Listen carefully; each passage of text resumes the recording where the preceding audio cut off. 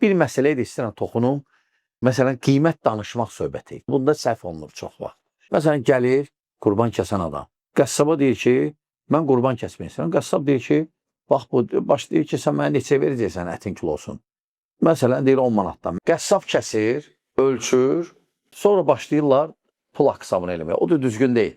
Pulu haqq-hesabın elə bitsin, sənin mülküvə keçsin, o qoyun, heyvan. Ondan sonra deyinə kəs. Birdən məsələn, çox fərq oldu. Az, çox. Məsələn, artıq verə bilərsən, o heç. Amma əsas odur ki, kəsməmişdən qabaq sənin mülküvə keçsin. Artıq o heyvan sənin olsun. Çünki haqq-hesab olmayıbsa, hələ sənin deyil, o qəssabındır. Ona görə o bayram günü qəssaba yazılır savab. Hamısını o kəsdi. Aydındır, ona görə bu məsələlərə diqqət edin.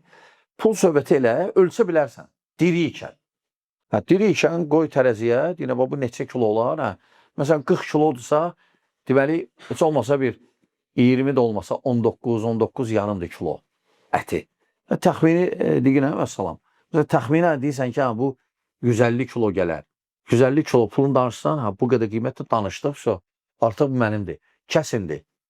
Əks halda sən ki, eləyirsən, sənin deyil elə, sonra deyirsən, pulu danışarıq kəsəndən sonra, onda sən ət alırsan. Elə bir ki, ət alırsan sən.